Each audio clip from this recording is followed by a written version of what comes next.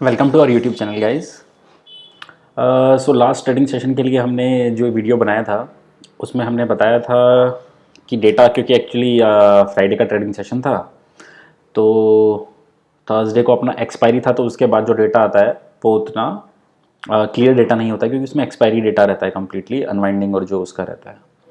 तो उस दिन हमने क्लियरली बताया था आप लोगों को कि यूएस में जो जेरन पावेल स्टेटमेंट देंगे उसके अकॉर्डिंगली आगे लगता है कि मार्केट रिएक्ट करेगा, और हुआ वही। उन्होंने एक्चुअली ऐसा कुछ नेगेटिव स्टेटमेंट नहीं दिया, पहले तो मैं क्लेरिफाई कर दूं। लोग सोच रहे थे कि जो बॉन्ड यील्ड है उसको लेके वो कुछ बोलेंगे। उन्होंने बोला कि बॉन्ड यील्ड बहुत ज़्यादा पैनिक का सिचुएशन नहीं है, लेकिन मार्केट का एक्सपेक्टेशन था कि वो कुछ प्लान मतलब या कुछ स्टेप्स इस तरीके के बताते कि कैसे बॉन्ड यील्ड को नीचे रखा जाएगा, जो कि उन्होंने नहीं किया। उन्होंने नॉर्मली कह दिया कि जो जिस टाइम ऑफ एक्शन के अकॉर्डिंग जैसे होगा वैसे उस तरीके से रिएक्ट कर लेंगे और देखा जाएगा उसको, क्योंकि बहुत ज़्यादा कंसर्न है भी नहीं उस चीज़ का। इसके रिगार्डिंग एक दूसरा यूट्यूब वीडियो आज ही हम अपलोड करेंगे बॉन्ड यील्ड के रिगार्डिंग, तो थोड़ा क्लियरिटी मिल जाएगा आप लोगों को कि ये क्यों इतना पैनिक का सिचुएशन नहीं है और क्या है। तो वो जो स्टेटमेंट था उसके अकॉर्डिंग सारे मार्केट्स ने रिएक्ट किया। क्यों? क्योंकि शॉर्ट टर्म में फिर उसकी वजह से जो बॉन्ड यील्ड था वो स्पाइक करके 1.5657 तक अपना आ गया। तो शॉर्ट टर्म में क्या होता है कि मनी का आउटफ्लो हो जाता है और उस वजह से थोड़ा पैनिक का सिचुएशन बना। मार्केट थोड़ा डाउन भी हुआ, अराउंड 150 पॉइंट डाउन होके बंद हुए।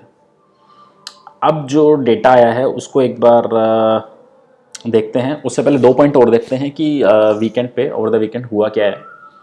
तो आप पहले समझिए कि एक तो चाइना का जो डेटा है ओवर द वीकेंड वो काफ़ी अच्छा डेटा है। और हम कितना भी बोलें कि चाइना के अगेंस्ट में जाके हम ग्रो कर पाएंगे, लेकिन अभी थोड़ा चाइना का जो सप्लाई चेन है उसको ओवरकम करना इतना ईजी टास्क नहीं है। तो चाइना का जो डेटा आया है वो पॉजिटिव है, तो वो ग्लोबल मार्केट्स के लिए पॉजिटिव है।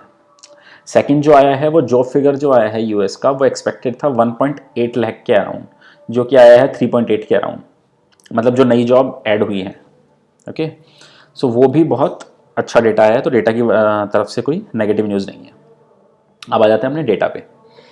तो डेटा में आप देखिए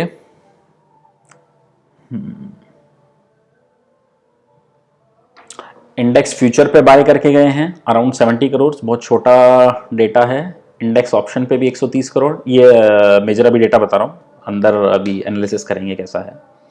स्टॉक फ्यूचर पे अराउंड 300 करोड़, 296 मतलब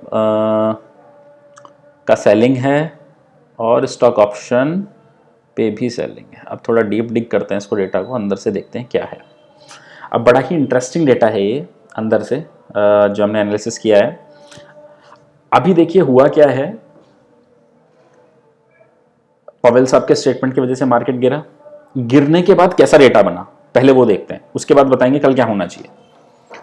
आप ये देखिए, इंडेक्स लॉन्ग करके गए, जो नोट करना चाहें वो कर सकते हैं, अराउंड 5000 कॉन्ट्रैक्ट जो अपने इंडेक्स लॉन्ग के हैं। इंडेक्स शॉर्ट करके गए हैं, ठीक है, उसमें भी 3800 का डेटा है, ऑलमोस्ट इक्विवेलेंट मान लीजिए, कोई बहुत ज़्यादा कम ज़्यादा नहीं है। स्टॉक फ्यूचर भी लॉन्ग करके गए हैं, फ्यूचर में शॉर्ट कवरिंग हुई है, स्टॉक्स में, इंडेक्स में नहीं हुई, ध्यान रखिएगा, स्टॉक्स में। अब जो आता है इंटरेस्टिंग डेटा उस पर आता है। देखिए कॉल जो लॉन्ग करके गए हैं वो है 36,000 क्वांटिटी, 36,000 कॉल्स लॉन्ग करके गए हैं, पहली चीज़। उसके अगेंस्ट में जो कॉल लॉन्ग की है उसके अगेंस्ट में कॉल शॉर्ट कितनी है, 43,000।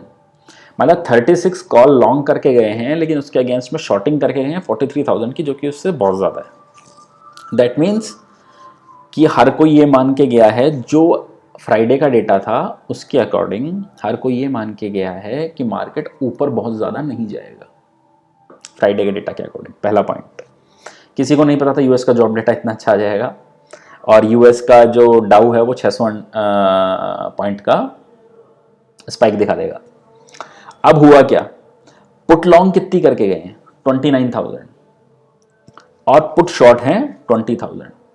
मतलब लेके तो गए हैं बैलेंस अप्रोच, लेकिन ज़्यादा शॉर्ट करके गए हैं। दैट मीन्स सिस्टम में शॉर्ट हैं ज़्यादा as compare to long, system में शॉर्ट ज़्यादा है, कॉल्स में शॉर्ट ज़्यादा हैं और पुट्स में शॉर्ट कम है। मतलब नीचे का रिस्क लोगों को ज़्यादा लग रहा था, ऊपर का स्पेस कम लग रहा था। अब हो गया है मार्केट का सिनेरियो थोड़ा चेंज। अभी लग रहा है कि SGX Nifty around 80 to 100 points का गैप अप देना चाहिए। अभी होगा क्या, इस डेटा के अकॉर्डिंग शॉर्ट ज़्यादा है, पहली चीज़ आप नोट कर लीजिएगा। तो होगा क्या, अगर गैप अप होता है और वो सस्टेन कर जाता है, अब सस्टेन का मतलब ये नहीं कि 15,050 और 40-30 की रेंज में घूमता रहे, अगर 15,120 के ऊपर हम क्लोजिंग दे देते हैं, दैट मीन्स ये जो शॉर्ट अभी सिस्टम में क्रिएट करके गए हैं, इनकी शॉर्ट कवरिंग आनी चाहिए। ओके, सो इस डेटा के अकॉर्डिंगली अगर गैप अप अपना सस्टेन हो जाता है तो सेकंड हाफ में अच्छी शॉर्ट कवरिंग आ सकती है, ये समझ में आ रहा है, क्योंकि शॉर्ट का डेटा है और गैप अप अपना ओपनिंग होने वाली है।